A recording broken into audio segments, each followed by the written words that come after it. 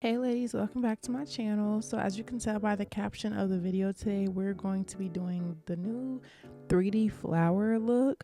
I have really been liking this look and I've only done it once, but it turned out super cute. And I know there's a lot of different ways to do it, so I wanted to just get on here and kind of show my way of doing like a basic flower.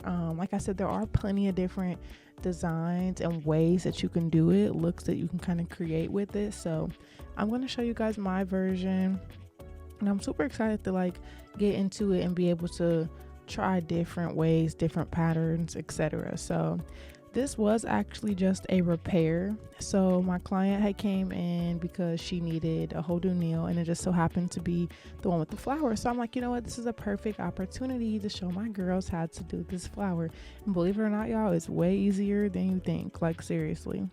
So anyways, as you can see, I went ahead and prepped her nail. I applied the nail tip, went ahead and put on my dehydrator, my primer, all that good stuff, and now I'm just applying the acrylic. We decided to do a pink acrylic, which obviously matches the other nails, but I felt like with the color scheme that we were going for, this went really well with it. So believe it or not, you guys, like I said, this flower, I don't want to say it was hard to do per se, but it was on the easier side. Like I said, I've only done this, I guess if you count each hand, I've done it. This will be my fourth time because I did 2 flowers on her last time, and then actually no, this is my third time. Sorry, y'all, I can't do math. Anyways, and like I said, if you guys like this video, if you end up liking the video, comment down below and like the video and let me know, like, girl, we want to see other flower forms, and I'll definitely do that for you, because like I said, this is not the only flower that you can do. It's not the only way that you can do it, and I will start off by saying her nail bed, as you can see, is very small, and so obviously the flower was definitely still doable, but it comes to a point, at least with this one, you can only adjust the size so much, low-key. So yeah, just kind of keep that in mind when you're making your the sizes of your balls, which you'll understand what I'm talking about once we get to that part. But just kind of keep that in mind, because you know, obviously if somebody has a smaller nail bed, you don't want anything hanging off the nail or just looking a total mess. So we have the acrylic laid. We're just going to go ahead and file it and bring that shape back to life. And then of course we are going to go ahead and seal the cuticle and smooth out the nail, making sure that everything is nice and flat and even. If you guys want like a full in-depth tutorial, I do have many videos on my page explaining like the prep process, the application, the filing, all of that. For the sake of this video, as you can see, it was just more so for the flower, so that's why I didn't explain all that, but definitely go check my page out if you want to know like more in-depth steps of everything. So now that we have that ready and top coated, this is the 3D gel, I guess, that I used. And as you can see, so for the flower that we went for, it required 5 petals, and I just started by taking small pieces of the molding gel, if that's what you want to call it.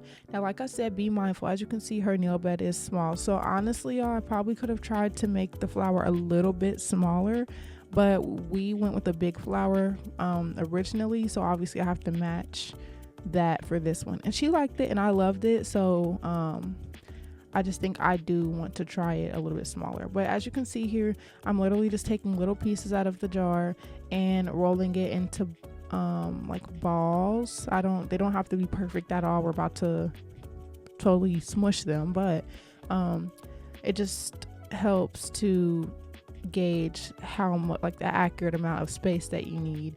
And then I'm literally just placing them on the nail. Now I do like to kind of let them touch a little bit just so they can kind of stick and have more of a solid like base. And everybody does this part right here differently, but I'm using my daughter tool, my wax pencil, whatever you want to call it, that came with like one of my rhinestone kits, and I'm just taking the corner well, I guess I shouldn't say the corner, the edge, and I'm literally just pressing down, starting towards the center of the petal and kind of dragging it outwards. It's just like when you do a 3D flower with acrylic, it's just a little bit different. Obviously you have to be a little bit more mindful. I feel like this is way easier to manipulate, and it's so soft, so anywhere that is pressed on, it will, you know, flatten out, move, whatever. But as you can see, it's really simple. Like, I just was feeling like with this flower, that tool worked the best. And I did like to kind of take the base of the flower, the petals, like towards the center, and lightly push them together just so I didn't have a huge gap. We are going to cover that anyways, but I just didn't want to leave that there. I mean, I don't know, it's just for my own peace of mind. But anyways, I did go ahead and cure that for I think like 30 seconds. I don't even know if that does anything, y'all, but I just did it because I wanted to make sure that flower was not going to be moving. Now I will say, when I've done it before, like last time, I didn't cure it and it was fine. Obviously you have to cure it in between the polishes, but it was just something I wanted to try. So this color scheme that we're going for is like this magenta pink, and then we're going to have like a peach color, and obviously the green that you see on the rest of her nails. So I'm just taking my thin nail art brush, the same brush I use to do most of my nail art, French tip, etc., and I'm just painting the flower. Now I'm not loading it. That is one big tip I will say. Work lightly with the polish. Do not load a bunch of polish onto your brush. I guess it does depend on the look you're going for, which you will see where I am going to add polish at. I didn't need to really saturate this flower with the pink. It was okay to have a few light spots like on the insides of the petals, because I'm about to cover that. But I just feel like when you have too much polish, it takes away from like the depth look of it. The polish, when you have a lot, it just kind of fills up that space that we created in the petals, and it just fills it up. And I feel like I like the look of being able to see that it's actually a flower. Like, not saying that I don't know how it would look if all the petals were full with polish, but in my opinion, I just think that to create that flower 3D depth, you know, precise look, we want to keep it kind of thin so you can see all the details, all the crevices, etc. Now I didn't even do too much. There are like some times where people will like go and like add little cuts and little folds into the petals, which I do want to try, but for this, well, when I did it for my first time, I was not trying to get into all that. I just needed to learn how to do the actual flower. So, but now I'm taking that peach color and I'm literally just starting from the middle of the petal and just creating light little lines. Like, there's no pattern to it. I'm literally just starting there and just, you know, I don't even know a good action word to use, just scruffing it, trying to make some little scratchy lines just to kind of like a real flower, how it kind of blooms from the center but nothing's ever even. That's kind of what I did, and that was actually super easy. But again, work really lightly with the polish, because if you have too much polish on your brush and you try to do that look, the lines won't come out with what we're going for. They'll be super thick and it'll just kind of blob together. And also you want to make sure that you're doing it light-handedly too. And now I'm also taking and mind you guys, I did cure the pink. I wanted to throw that in there. I cured the pink and then I came back and did this. Some people don't, but it's a learning process. It still turned out fine, but I just wanted to throw that out there. So I did the center and I didn't cure, and now I'm going back and just outlining the flower to give it a little bit more depth with that same peach color, and then I'm going to go ahead and let it cure.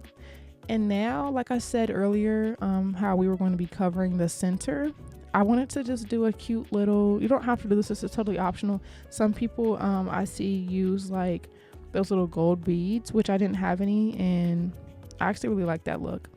But so for the sake of that, I just created an even smaller ball and I put it right in the center, and I made sure to press it down. You don't want it to be like lifted underneath. You want to make sure that it's connected to the flower petals all around, just to avoid, you know, anything getting under there or possibly getting ripped off, whatever.